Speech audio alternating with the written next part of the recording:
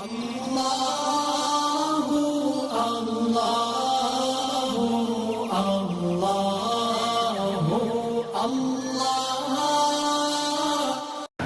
he said, Bilal said that the thing that he is most hopeful about is that whenever he performs wudu, he performs salat with that wudu. That is what is called tahiyatul wudu now. You perform wudu and you go and perform 2 rakats nafil, tahiyatul wudu. Bilal used to do it without any sanction from Rasulullah sallallahu alaihi wasallam, and then of course Rasulullah sallallahu alaihi wasallam approved of it. Or we have the hadith transmitted by Imam al-Bukhari and Imam Muslim.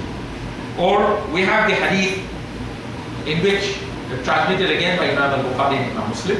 Rasulullah sallallahu alayhi wa sallam said, Sami Allahu liman hamida. And one of the companions behind him said, Rabbana lakal hamd, hamdan kathiran tayyiban mubarakan fi. Rasulullah sallallahu alayhi wa sallam taught that we should say, Rabbana lakal hamd, or Rabbana wa lakal hamd. 2 versions of it. But this companion said, and he said it audibly, Rabbana lakal hamd, hamdan kathiran tayyiban mubarakan fi. After the salat, Rasulullah sallallahu alayhi wa sallam inquired who the companion was who said this, and of course the companion identified himself. And Rasulullah sallallahu alayhi wa sallam said, I saw 30-something angels striving, jostling each other to record what he has said. Now this companion innovated this on his own without any sanction from Rasulullah sallallahu alayhi wa sallam. And Rasulullah sallallahu alayhi wa sallam approved of it. But the point that we need to bear in mind is that the scholars have said that which Rasulullah sallallahu alaihi wasallam taught and did takes precedence over that which he approved of. So even though he approved of this, this is not superior to saying Rabbana lakal hamd. Because Rasulullah sallallahu alaihi wasallam did not teach that, and subsequently is not known to have said that. But he approved of it, and so it is good if you say it is good.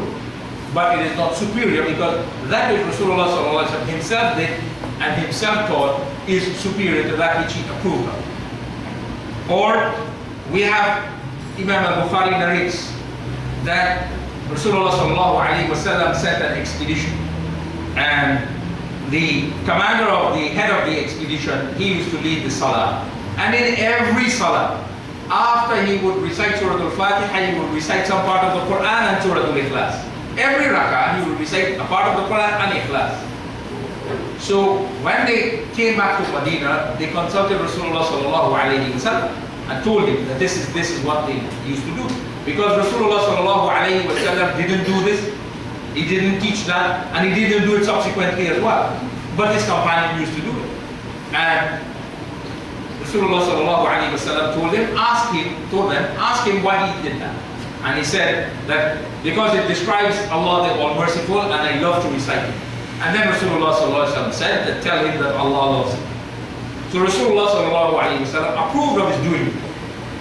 But this companion innovated this on his own. Or we have, and so we see these in salah. Rasulullah sallallahu alayhi wa sallam said, perform salat as you have seen me performing salah. These companions innovated things in salah, or kinds of salah, that Rasulullah sallallahu alayhi wa sallam did not teach. But they understood that it is in harmony with what Rasulullah sallallahu alayhi wa sallam was teaching. And so they could consult Rasulullah and he sallallahu alayhi wa sallam would approve or reject. What the scholars have said is that after the time of Rasulullah sallallahu alayhi wa sallam, we have the same principle. We have to take the innovation and judge it in the light of the Quran and Sunnah. And if it is in harmony with the Quran and Sunnah, it is approved, it is good. If it is in conflict, then it is evil and objectionable. Or we have another case. A group of companions were on an expedition and they came to a tribe in the desert. And the unwritten law of hospitality was that any stranger is given hospitality who comes. Food and so on. And this tribe refused to give these companions any food. And so the companions went nearby and they camped. But then the leader of the tribe, he had been stung by a scorpion or bitten by a snake, the hadith says. And they tried everything and they couldn't cure it. So they came, they said, well, perhaps these people who are there, they may have something. So they sent one of them, they went to the companion and said, you know, our leader is this, he was unconscious. Of course, they didn't use that word. Do you have anything, meaning that you can use?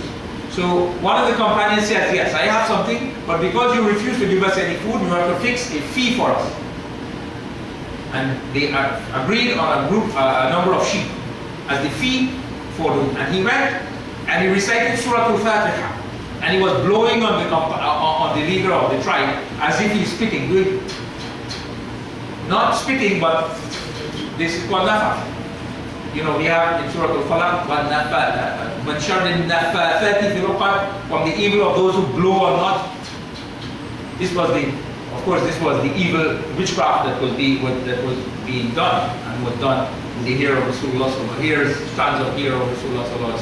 So, and when he did that, the person revived and as though nothing was wrong with him before. They gave them the sheep, and the companion said, well, you know, let us divide the sheep among ourselves. And the one who recited said, no, we'll take the sheep to Rasulullah and ask him about it. If it is permissible for us to take the sheep. And they went to Rasulullah and asked him, and he said, yes, it is permissible, and they should fix a share for that, it's for the treasury. And then he asked the companion, how did you know that in Surah Al-Fatiha there was healing? Because Rasulullah had never taught this. This companion innovated it on his own. And of course, the person was healed. And so we have many cases of the companions initiating new things. And when Rasulullah was informed, or when he came to know, then he either approved, and if he approved, then it became part of the Sunnah. Or he rejected if it was in conflict. And after the time of Rasulullah, the point that is being made by Imam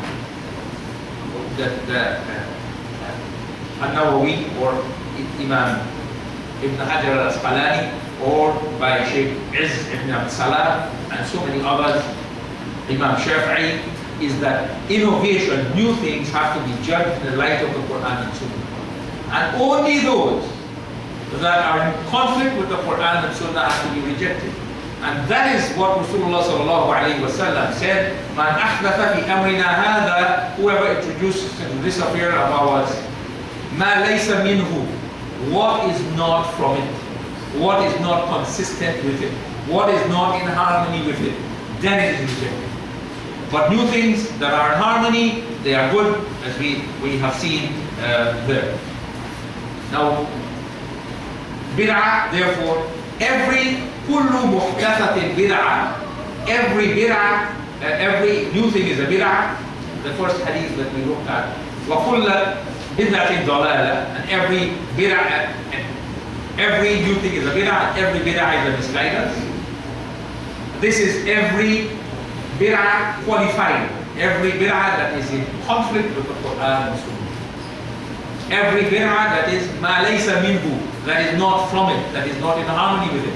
That is what Rasulullah said, and this is how it has been understood by the vast majority of scholars, as the Sheikh Ghimari said, that Imam An-Nawawi, Imam Ibn Hajar al-Asqalani, and the vast majority of scholars have taken the classification of Imam Ibn Abd Salam, that bid'ah is neither wajib or haram or mandub or makruh or mubah. And it is not that every bid'ah, every new thing is misguidance. This is a very small minority of scholars, of course now a more vocal minority, throughout the history of Islam, that every bid'ah, every innovation is a bid'ah, every bid'ah is a misguidance. And there is something in the fatwa of Sheikh Abdulaziz bin Baz that, you know, that Rasulullah is reported to have said that kulla, when he says that وَشَرُّ الْأُمُورِ مُحْدَثَاتُهَا, the most evil of actions are the new actions. He says there, Sheikh Abdulaziz bin Baz, in the basis that he says, in basis number 2. Right? He says, the most wicked matter is that of heretic innovation. Now, the words of Rasulullah sallallahu alaihi wasallam didn't state that. The word is Sharul Umuri Muhdathatuha. Remember the hadith, first hadith is every kullu muhdathatin bid'ah. Every new thing is a bid'ah, and every bid'ah is a misguidance. This hadith says Sharul Umur, the most evil or the most wicked, as he said, of actions is the muhdathatuha, the new things. He didn't say heretic innovation. Sheikh Abdulaziz bin, the translator who translated Sheikh Abdulaziz bin Baz's fatwa, he put heretic innovation. That is not in the hadith. It says the most evil, most wicked matter is that of is the new things, and every bid'ah is a dalal also. Right? So people need to be careful when you are reading the translations of things. People can try to sway the position by using wrong terminology. So we have looked at the two bases in hadith of Sheikh Abdulaziz bin Baz. One is beware of new things, for every new thing is a bid'ah, every bid'ah is a misguidance. The other one is whoever introduces it to this affair of ours, that which is not of it, it is rejected. The third basis that he used was that Allah subhanahu wa ta'ala said, Al-yawma akmaltu lakum dinakum. This day I have perfected for you your deen. وَأَتْمَمْتُ عَلَيْكُمْ نِعْمَتِي وَرَضِيتُ لَكُمُ الْإِسْلَامَ دِينًا. And he's saying that when you put new things, then it means that you are saying that Allah did not complete and perfect the deen. This is the understanding that Sheikh Abdulaziz bin Baz is putting forward. This understanding, as we have seen, is in conflict with what Imam Shafi'i says about new things. What Sheikh Ibn Abdul Salam has said, or Imam al-Nawawi, or Imam Ibn Hajar al-Asqalani. But this is the interpretation. Let us look at this now. If a Sheikh Ibn Baz holds, perfection of the deen means that every new thing, even if it is good, is what Allah has not sanctioned. This is what he has said in this fatwa, and involves a serious menace and an opposition to Allah, praise be to him, as well as to his apostle. Opposition to Allah and opposition to his apostle. Would the ruling now be given that the following new things initiated after the revelation of the above ayah in the year 10 after the Hijrah? This ayah was revealed during the Hajj in the month of Dhul Hijjah, about 3 months before Rasulullah sallallahu alayhi wa sallam departed from this physical world. So would the ruling be given that these following new things need to be classified as haram? Number one, the collection of the Quran into the Suhuf by the noble companions, Abu Bakr and Umar, Uthman, Abu Bakr and Umar and Zayd ibn Thabit, because this is a new thing that was not there in the time of Rasulullah sallallahu alaihi wasallam. Or the gathering of the worshippers to one congregation behind one imam, done by the noble companion Umar radiallahu ta'ala anhu. Will this now be classified as haram because it is a new thing that has come after Allah revealed the verse, this day I have perfected for you your deed? Or the moving back of the Maqam Ibrahim. The Maqam Ibrahim used to be attached to the Kaaba. Sayyidina Umar radiallahu ta'ala is the one who moved it back. And Imam al-Bayhaqi has transmitted this with a strong chain of narrators. And also, the scholars have said none of the companions objected to it. He moved the Maqam Ibrahim to where perhaps it is today. And he also built an enclosure around it. Up to today, of course, we have an enclosure around Maqam Ibrahim. Would this be classified as haram? Or in the time of Sayyidina Uthman, Sayyidina Uthman instructed that a number of copies of the Holy Quran be made, and he constituted a committee of 4 companions to write these copies, and a copy was placed in each one of the Muslim capitals, one in Makkah, one in Medina, one in the Khalifa, one in Damascus, and so on. Of these manuscripts that were made, 2 still survive in the world today. 2 manuscripts of the Quran made in the time of Sayyidina Uthman still there in the world today, one in a museum in Tashkent, in Uzbekistan, and one in a museum in Istanbul, in Turkey. So, would this now be classified as haram? This is a new thing that was done in the time of Sayyidina Uthman. The verse was revealed years before that. Or, in the time of Sayyidina Uthman, up to the time of Sayyidina Uthman, Salatul Jumu'ah had one adhan. It is the adhan that is given when the Imam goes on the minbar. In the time of Sayyidina Uthman, it was felt that people needed some advanced information that the time for Salatul Jumu'ah has come. And so they introduced, they innovated a new adhan. This is a new thing introduced in the time of Sayyidina Uthman. And of course, we have two adhans. This additional adhan is now the first adhan. So the first adhan is what started in the time of Sayyidina Uthman. Now one may say that Rasulullah ﷺ said, on you is my sunnah, the sunnah of the Khulafai Rashidin. And so this is the sunnah of the Khulafai Rashidin. That is not the point. The point is that Sheikh Ibn Baz is saying that Allah has perfected the deen. And if you put a new thing, it means that you are saying Allah has not perfected the deen. Allah has not sanctioned the new thing. So in that light, in the light of that view, is this adhan haram as well? Because it is a new thing that came about. Then, when the Quran was written in the time of Rasulullah sallallahu alaihi wasallam, the diacritical marks, fatha, dhamma, kasra, didn't exist. The dots existed for the letters, ba had one dot below it, and ta had two dots above it, and so on. The dots existed, but the Quran was written without the dots. But the dots existed, so they are not new thing. But fatha, dhamma, and kasra, and so on, they didn't exist. But large numbers of persons were entering Islam. And if you, as opposed to English, where the function of a word is based on its based on its position in the sentence. So you have subject, object, verb. In Arabic, you can put a sentence in any order. You can put object, verb, subject. You can put object, subject, verb. You can put, object, verb, subject. Subject, verb, object. It doesn't matter. It will mean exactly the same thing.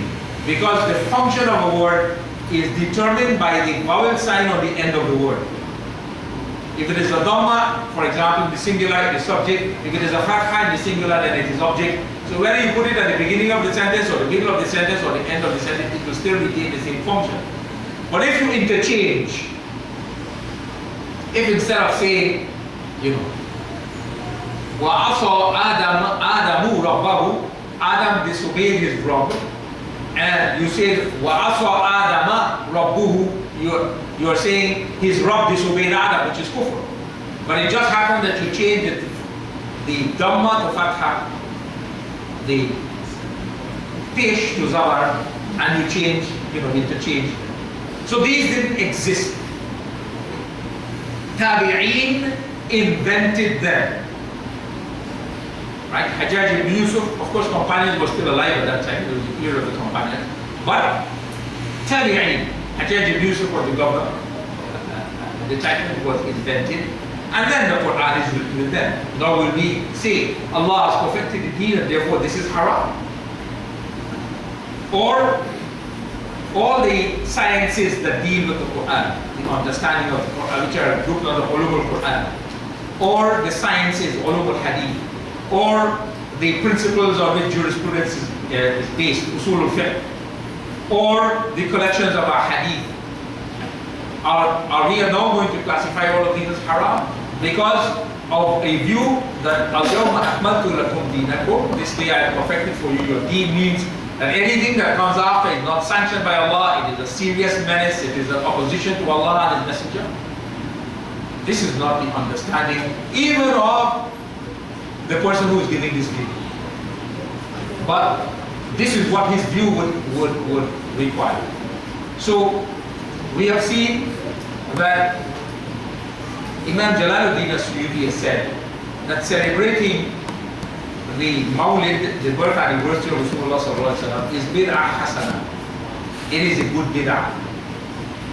And we have seen that contrary to the view that is expressed, that every new thing is a bid'ah, every bid'ah is misguidance, the general view through the centuries among the most eminent of scholars has been that bid'ah has an innovation has to be compared to the Quran and Sunnah.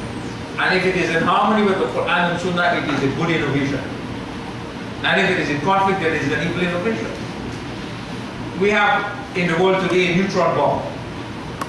A neutron bomb. What does it do?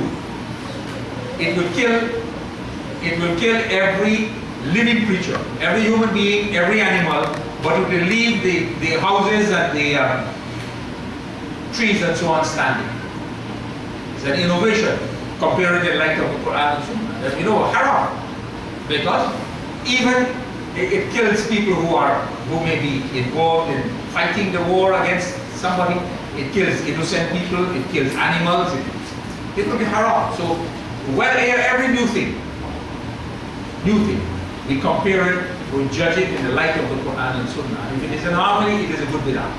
So the view that every innovation is misguidance is not the view of the vast majority of scholars throughout the centuries. Whether you take Imam al-Ghazali or Imam Jalaluddin Suyuti or Imam al-Nawawi, Imam Hajar al-Asqalani, and so many others who we will be looking at, inshallah, in getting their views on celebrating the birth anniversary of the Prophet sallallahu alaihi wasallam. Any question?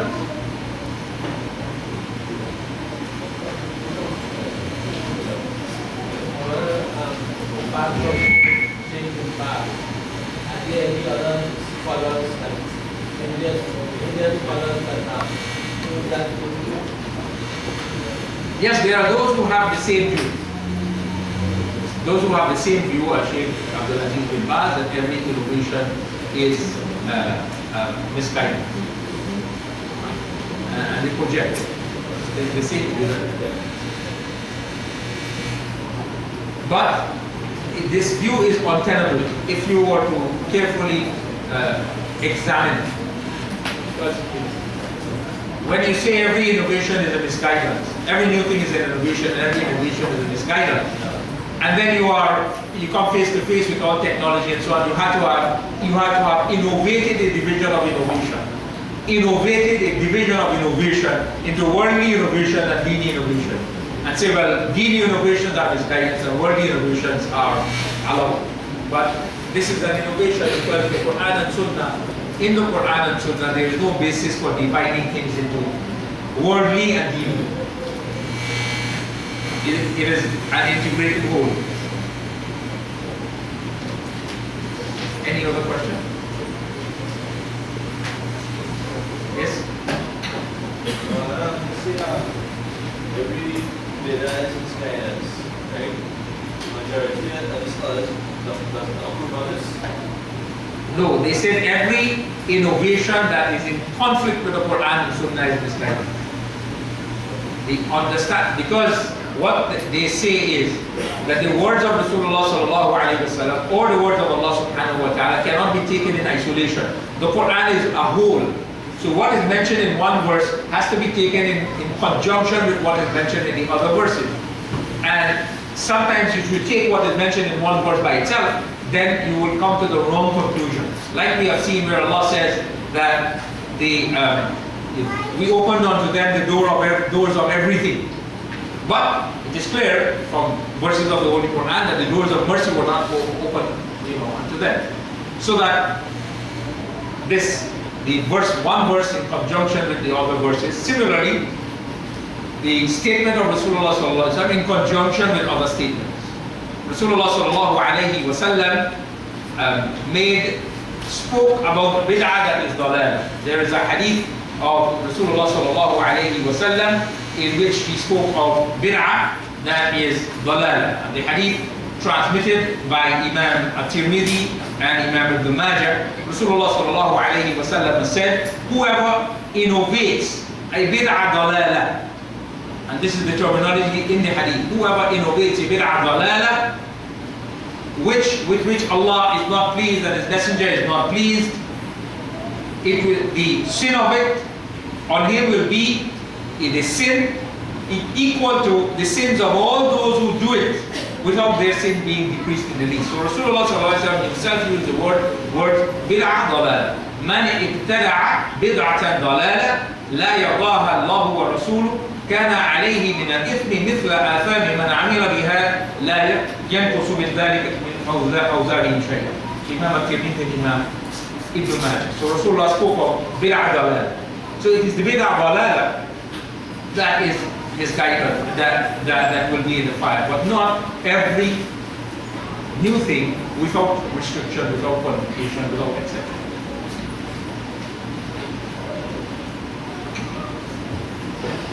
Any other?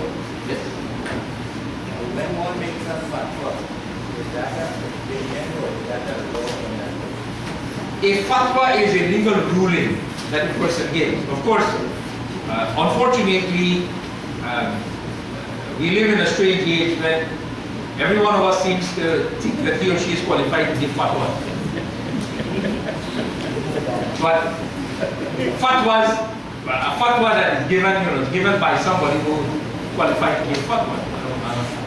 Of course, fatwa is a ruling that is given by a human being. And a human being can make mistakes, can have a wrong view, and give a ruling based on that wrong view.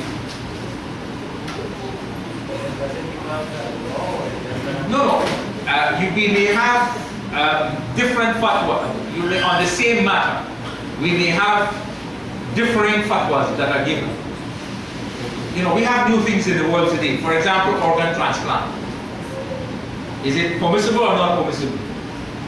Now we have those among the scholars who, in the light of the Quran and Sunnah, have come to the verdict that it is permissible if the person himself or herself gives permission for the organ to be used, not somebody else when the person dies or when the person is, in the terminal illness or whatever. And others who have said, no, it is haram, right? And based on their understanding of, the Quran and Sunnah. So we can have differing fatwas on the same issue, and this is there as well. But when we have an issue where we have a majority of the scholars holding one view, Abdullah ibn Mas'ud, Imam Ahmad transmits the hadith.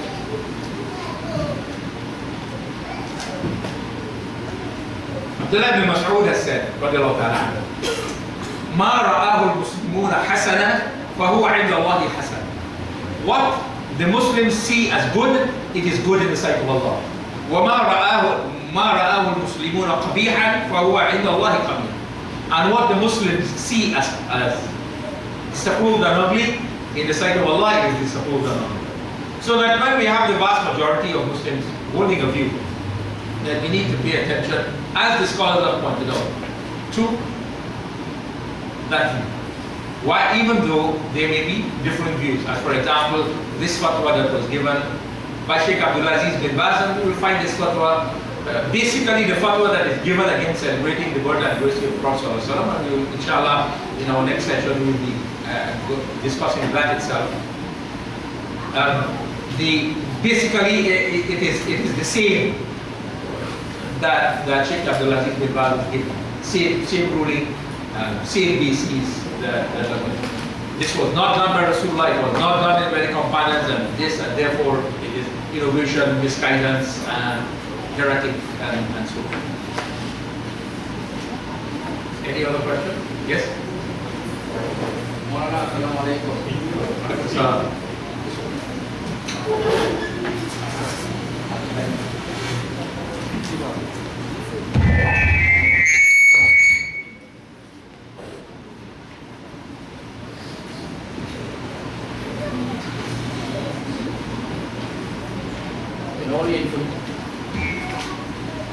In all the information we have received so far concerning the ulamas of Islam, Sheikh Asqalani and Bin Baz, what I would really like to know is about the four schools of thought: Hanifa, Maliki, Shafi, and Hanbali. what is the verdict on actually the Bidah Hasana or Bidah Sayyah?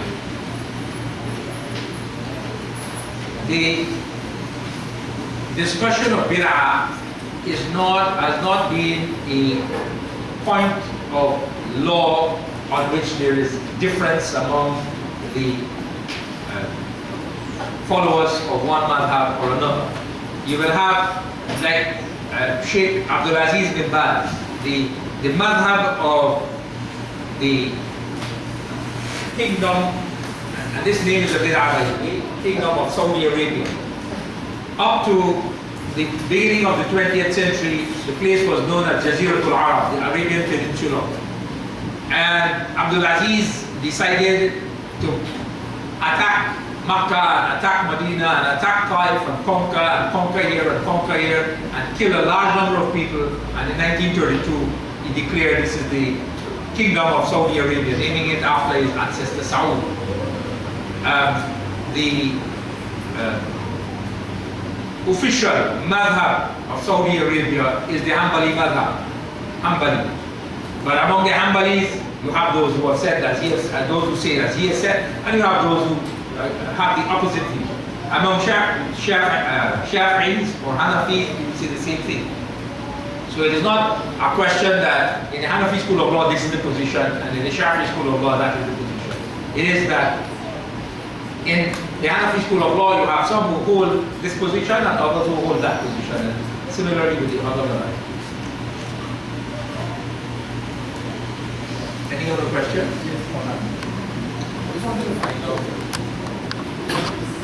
We spend a lot of time discussing an issue like this, and I just want to know what relevance, what importance is this really compared to, say, core values, like someone who follows the pillars of Islam, the rules, all that is the important things that should take you into and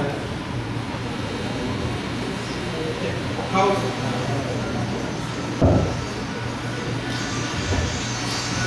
just to repeat the question to the benefit of everybody, I'm asking what relevance or what importance is this matter or similar matters when compared to the core values of Islam? In other words, if you celebrate it or you didn't celebrate it, will Allah judge you by that? What weight does that carry in your actions? If in fact you are a good Muslim in every other way in terms of following the basics of Islam. Inshallah, we will be looking at that when we, in our next session, we will be discussing celebrating the birth and birthday of the Prophet ﷺ.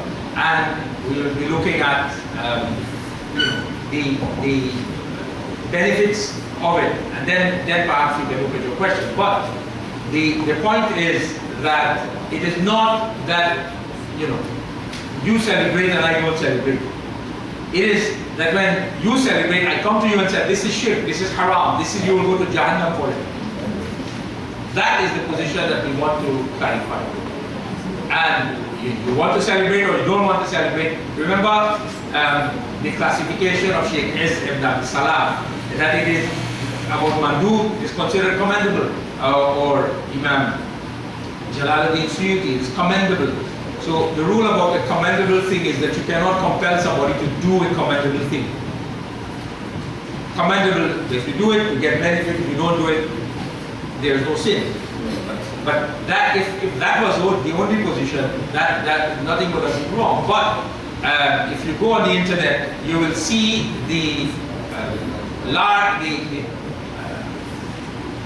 so many sites that are telling people that if you celebrate it, which is done by the majority of Muslims in the world today, this is a heretic innovation, it will take you to the fire.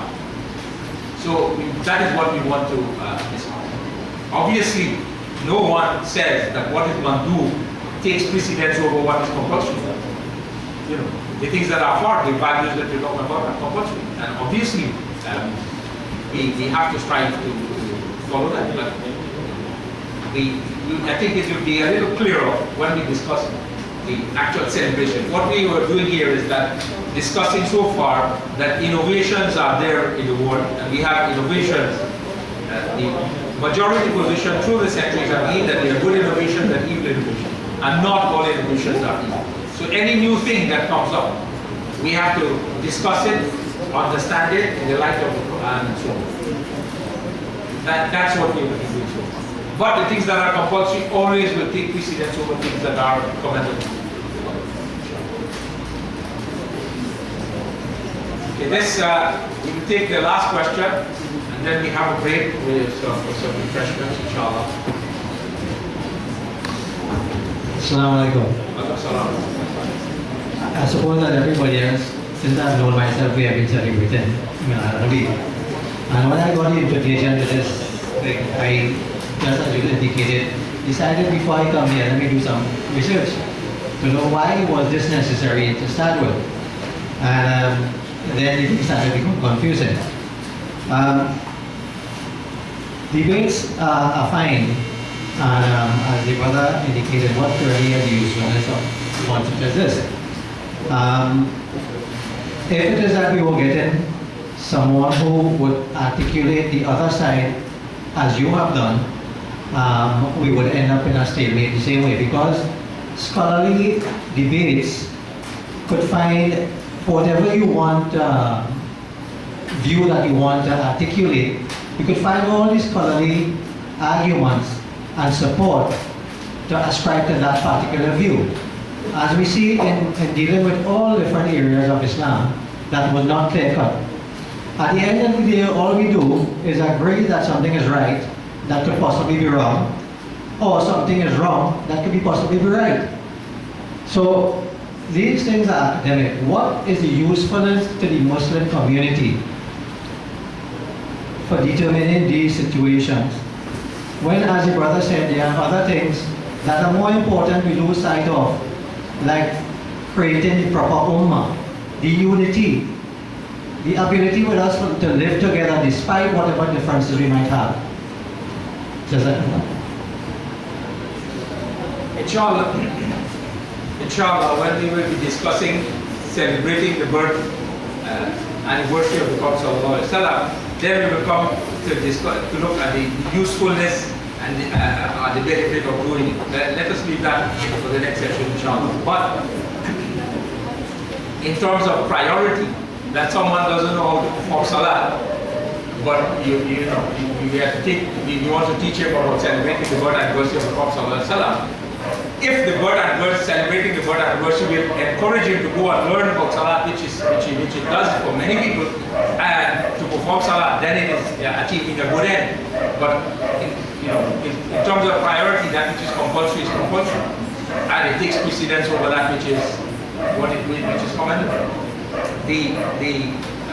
What you're seeing there, you are ignoring the fact that this is a controversy that has been created by the people who oppose celebrating the birth anniversary of the Prophet ﷺ. And when people who want to present the position that, listen, this is the basis of the Quran and Sunnah, then people say, well, this is not something that is important in Islam. You create a controversy, you confuse people, you tell people that they will go to Jahannam for doing it. But if somebody wants to show this is not, you're not going to go to Jahannam for doing it. This is what the position. Then you question, well, this is not a priority. No, this is this is the kind of attitude that we find. But yes, what you are saying is correct. I mean, to try and bring about unity among Muslims and so on, this is compulsory. It is compulsory. Celebrating the birth anniversary of the Prophet is mustahab, commendable, mandu, and the compulsory takes precedence. Yes. But we will look at the benefits, inshallah, when we are discussing actual celebrating, which is the position. But what we did here was look at the fatwa of Sheikh Abdulaziz bin Baz and the fatwa of Imam Jalal bin Suyuti, and examine Sheikh Abdulaziz bin Baz's bases for giving the fatwa in the light of what the scholars of Islam have said. So inshallah, we'll take a break now. We have some refreshments. We have some refreshments here, but we'll pass around with it. So if if you want to remain seated. Those who need to use the washrooms and stuff, the ladies' washrooms, for those who don't know, upstairs, exiting on the left, you go along the corridor. For the gents, it is downstairs towards the back. So, if you need to get any assistance anywhere, please don't hesitate to ask.